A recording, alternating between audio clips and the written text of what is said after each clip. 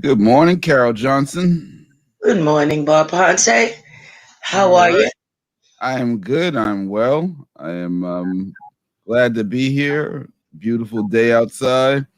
And Yes, as yes. always, on Wednesday, we're here to give our weekly COVID update. So I wanted to start today by addressing the so called vaccine hesitancy narrative because there seems to have been this constant stream in the media of always talking about how Black and Latin populations are hesitant about getting the vaccines, and not to dispute that there is a hesitancy that has been well earned by our history with the medical establishment, but they've had some recent research that has uncovered a group that has more vaccine hesitancy than Black and Latin populations. And that group is, drum roll please, is Republicans. Here's a headline from the Washington Post: Meet the GOP voters who could decide whether the U.S. reaches herd immunity. Almost one third of Republicans tell pollsters they definitely won't get vaccinated. So I wanted to take a closer look. As always, I don't just depend on the headlines, I actually go to the source. So the source was the Kaiser Family Foundation, and they did this study about vaccine enthusiasm. I love all the buzzwords that they use. Um, and it's interesting because we can actually compare directly. Now, they have said that 41% of Black adults have either already gotten the virus or plan to get it as soon as possible. And out of that 41%, and besides that, there's 34% that are still in the wait and see mode. They're not saying they won't take it, but they want to see a little bit more information. And then there's 14% saying definitely not, and 9% it's saying only if required. So with the 14 and the 9, that's 23% that is either definitely not or only if required. Now, what's interesting is now as we look at the Republican share, the adult number of people who have already gotten it or getting it as soon as possible is virtually identical, 41%, to the Black adult population. But as far as people who's definitely not, 28% saying basically hell no, definitely not. And then 10% are saying only if required. So 38% is saying only if required or definitely not. And only 18% are saying wait and see. So it's really interesting that why are we not seeing stories every day about Republican vaccine hesitancy instead of Black people vaccine hesitancy? And as we've talked about it before, there's been plenty of evidence that the talk about black vaccine hesitancy has been a smokescreen for the failure to deliver adequate supplies of vaccines to our neighborhood. So I wanted to just break that down for everyone to see, and the numbers are not lying. No, they're not. And the saddest part is that those people, if they decide to get it, it's going to be readily available to them. Mm-hmm, You mm-hmm. know, readily available. Um, who knows how many sources have the ability to get them, have an inside track, have enough money to back it up to make sure that they come to certain areas.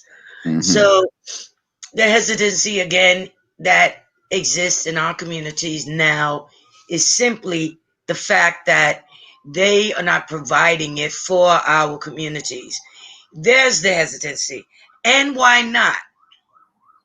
And now there's this third vaccine, Johnson and Johnson.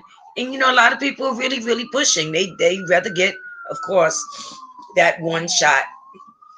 Um, but it still remains we are the vaccines. Mm-hmm. Mm-hmm. So let's take a closer look at what's going on there.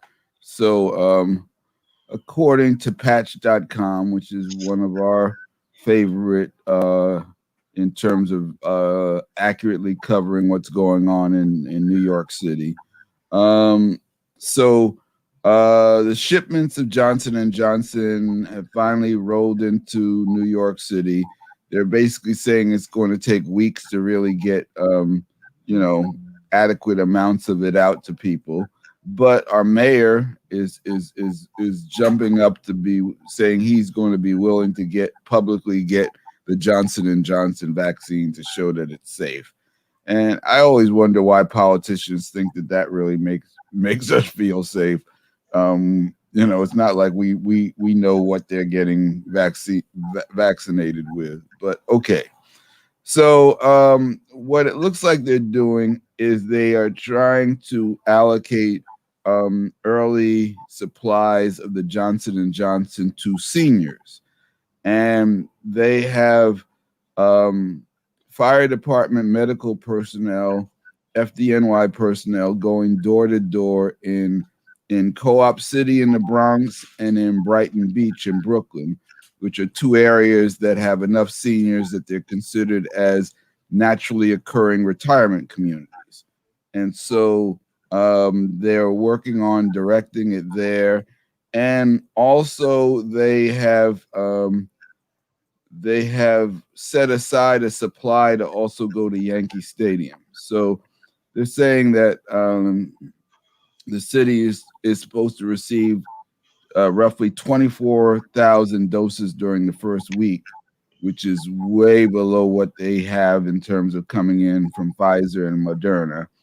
And they say the state set aside part of its first batch of 164,000 doses for Yankee Stadium and Javits Center, which have both started offering the Johnson and Johnson vaccine overnight.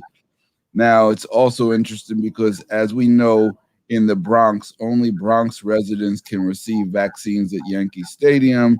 They're saying Javits Center is open to all eligible New Yorkers, and so they've got Johnson and Johnson vaccine at both of those places.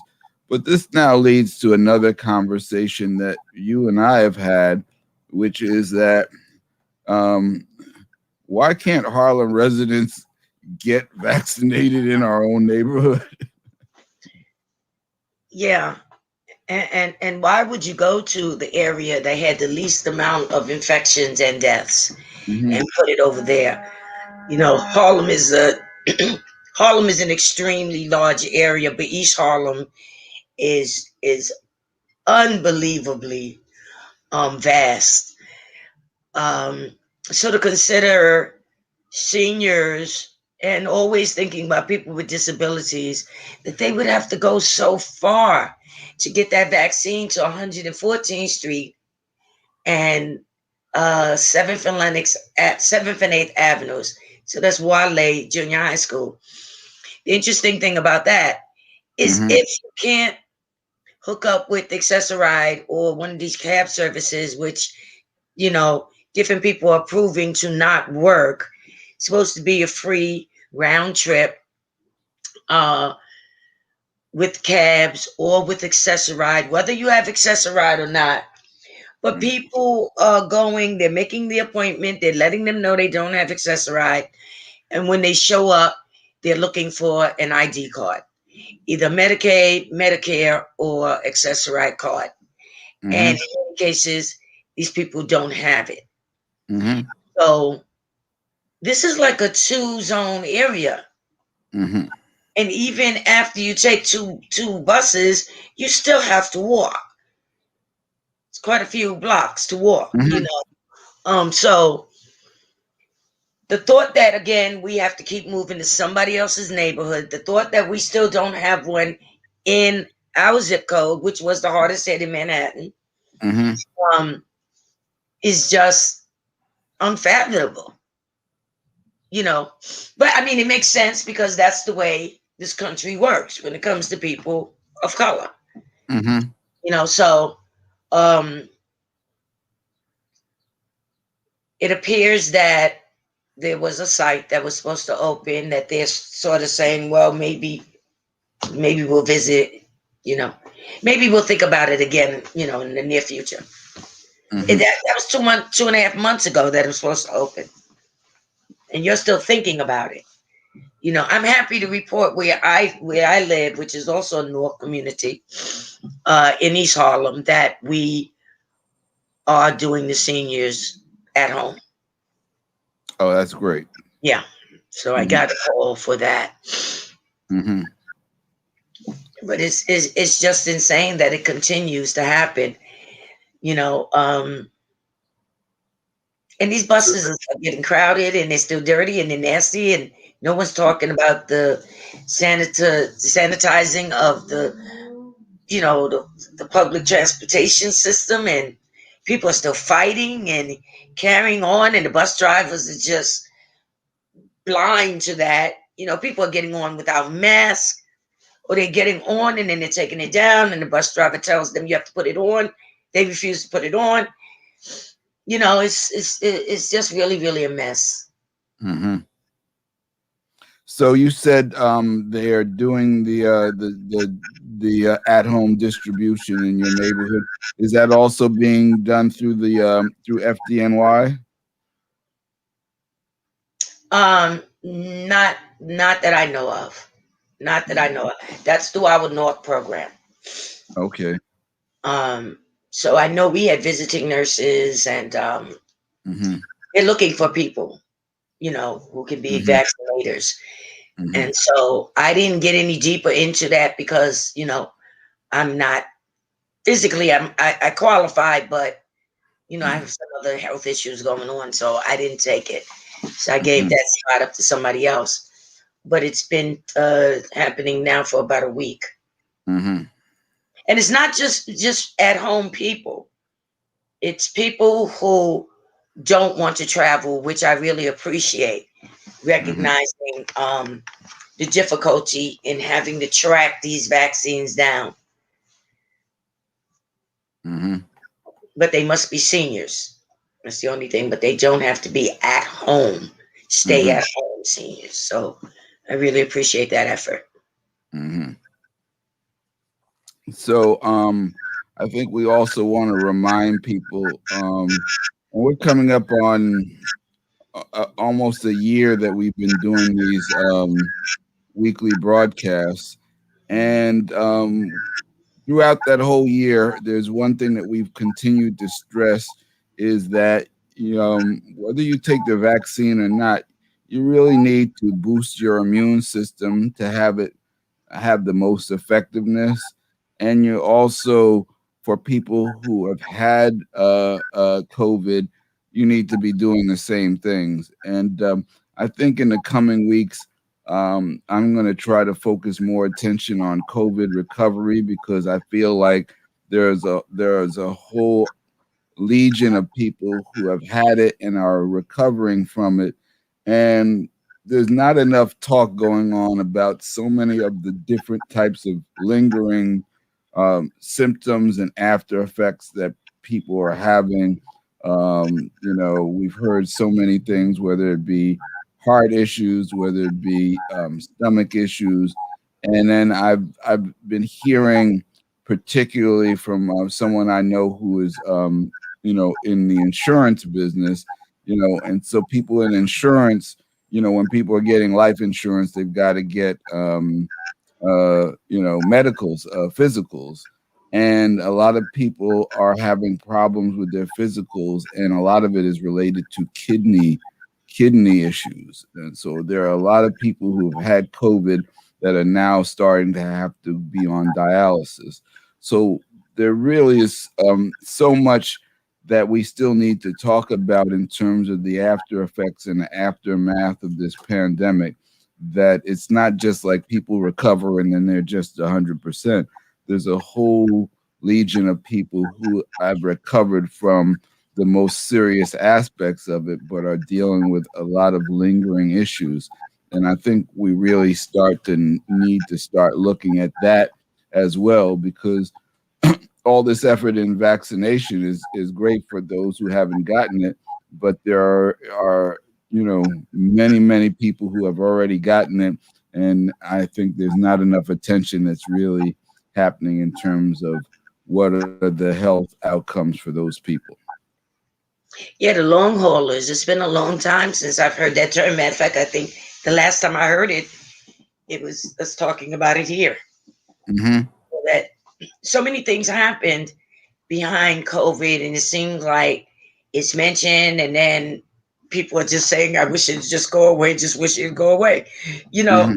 But when you think that this is a public health emergency, that those people, public health experts, are not talking about that they are not talking about healthy eating, that they are not Hmm. breaking down what healthy eating looks like, that you Hmm. should continue to load up on those vitamins and the garlic and the turmeric and different things like that.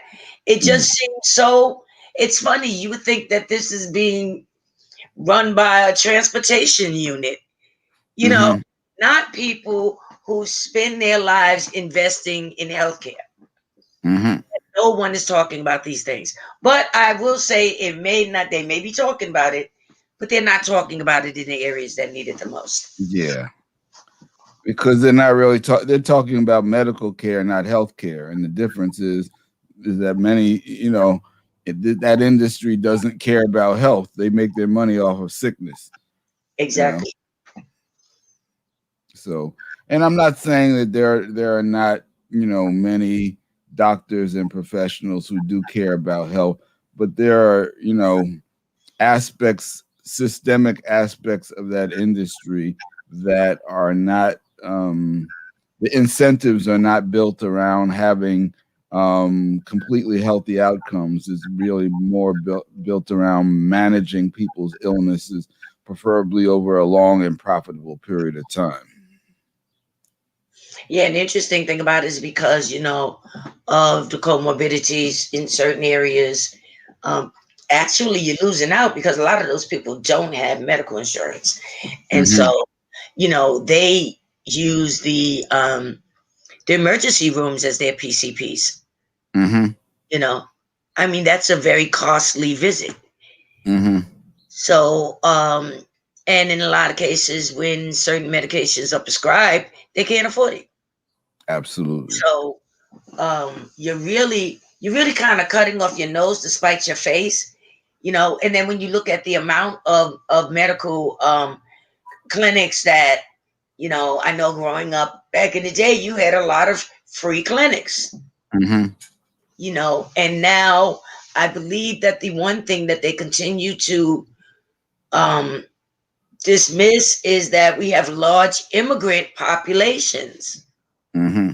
who don't have insurance, who are Hmm. very fearful of going to a clinic, even if they say we're not going to charge you or we have to submit documents to Medicaid for fear of being deported. Hmm. And so I believe we talked about this way, way, way, way back, that you can't keep telling me that um, I'm good. I won't be deported. My children won't be snatched away from me. My grandchildren won't be snatched. When these ICE agents were still operating back in January, Hmm. snatching people away from their families. So um, it's really difficult to turn that segment around. So you just saying you're going to be safe, that's not good enough. And this just adds to the many things where there was never a push from the city and from the state officials. It needed to come from them. All of this stuff needed to come from them. And they've laid back to talk about it in meetings that they're not in, not paying attention to the community based organizations, not paying attention to the neighborhoods in general This is what's going on. This is what we need. But then, you stop and you think, why not? You already know that. So we're going to wrap up here. I think in wrapping up, I think we want to remind people to please continue to use the protocols, particularly in terms of social distancing and using masks. And even though we've now got a significant number of people who have been vaccinated, that's not enough to just totally knock out this virus. And as the weather is getting warmer, people are going to be moving around a little bit more.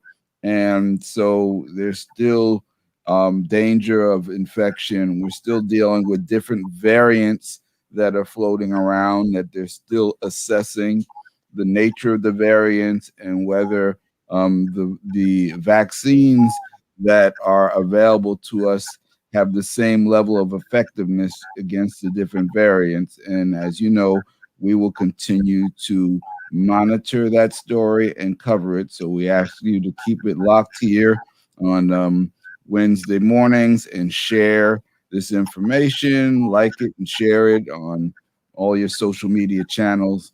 So Carol, anything else you'd like to say before we close it out? Well, just a reminder that they're suggesting that if people are wearing cloth masks or even a surgical mask, that you should double mask.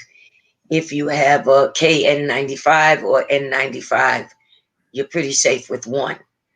But all of those cloth face coverings that you really need to double it, or go back to that old method we was using in the beginning, putting Mhm. coffee filters, inside those masks. So let's just not drop the ball. Oh, and one more thing, I'll say this. We're going to be moving forward with some our own particular efforts to distribute more PPE masks in our communities. If you're part of an organization that'd be interested, you can use some of the contact information on the bottom of the screen to let us know about your organizations and contact information. And we'll be talking more about this in coming weeks. So, either send an email or leave a voice message on the number at the bottom of the screen. So, with that, I think we're going to wrap things up. Thank you for following and listening. Please share this information accordingly, and we'll be back, God willing, next week with more information on the HEN COVID report. And before we leave, we want to wish Bob a very, very, very happy birthday. Although it was a few days ago, he's still I'm here. celebrating. I'm So a great celebrating day. all week. It's You not. know, I don't like to say belated. I like to say happy related birthday. okay, it works for me. Yeah. So happy, happy, happy to my partner in crime, my Mhm. colleague, my buddy, my friend. I know you Hey, had a wonderful day. I absolutely did. And the rest of the month, celebrate like it's 1999. Yes, yes, yes. All right. Thanks, Carol. Thanks everybody for listening and watching, and we will see you next week. Take care, everyone.